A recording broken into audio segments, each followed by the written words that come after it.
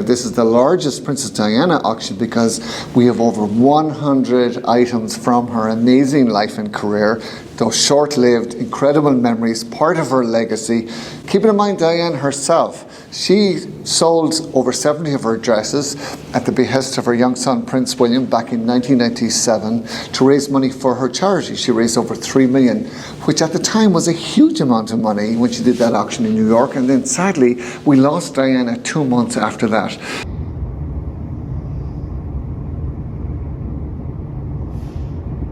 And people do consider these items as an asset class now, because if people own these items today, chances are in years to come they will sell them for more than what they pay for auction.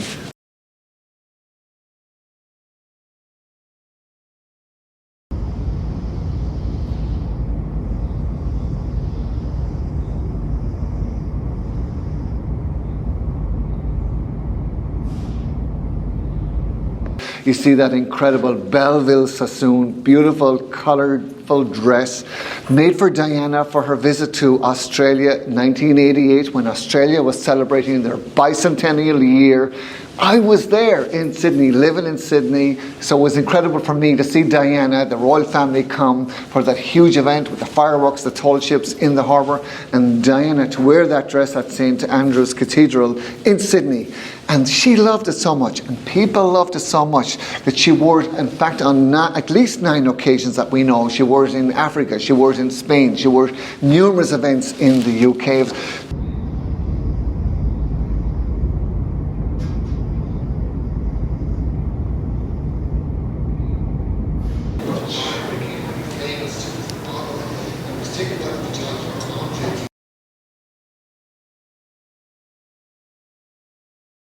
The Lady Dior bag is the one item that every lady or girl wants to talk about or see.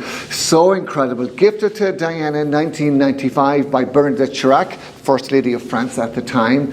And it was known as the choo-choo bag. And because Diana wore it and carried it, and we know that she had it in Argentina in November of 1995, and then many times after that. She always loved the Dior bags. She had them in different colours.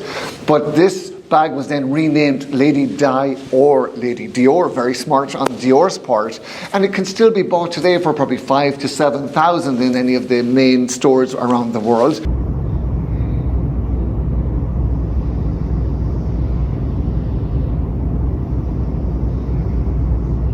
The Catherine Walker evening gown is truly exquisite. So made for Diana for a royal visit to Saudi Arabia and the United Arab Emirates in 1986.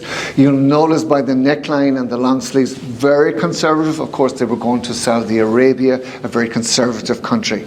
But Catherine Walker and Diana were brilliant because the falcon is the bird, the national bird for that region. So they have falcons right from the front of the dress in migration mode all the way down the back of the dress onto the train. Just exquisite.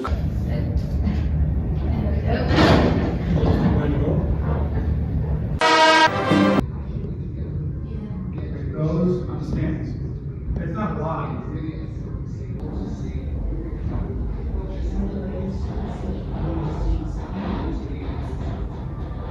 I think it's good if the person is experienced, though, because it's such a huge job that it helps, you know, if you've got a track record of designing couture. Because at the end of the day, it's a handmade dress for one person. It's got to be totally unique. The dress was exquisite, made by Elizabeth and David Emmanuel. We have that sketch in the sale. I spoke to Elizabeth at her exhibition in London last week, and she told me about the dress. She was reduced by, Diana shrunk by 5 sizes from her first fitting to her final fitting for the wedding dress. The dress weighed 20 pounds.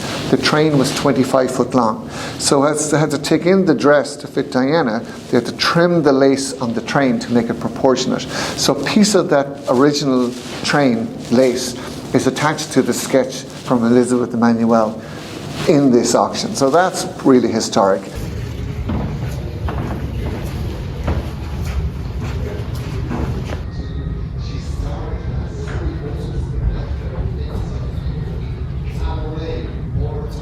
Diana herself She did not want to be pigeonholed into the Diana era, like the Edwardian, Elizabethan, Georgian eras that we all are familiar with. She wanted classic, timeless fashion.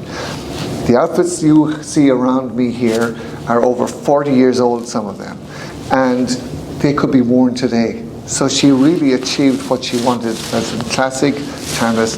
Diana, 21, 25, 100 years from now, will still be relevant. We will still talking about her, and we need more people like Diana in the world today because of what she represented and the message she delivered every event she attended.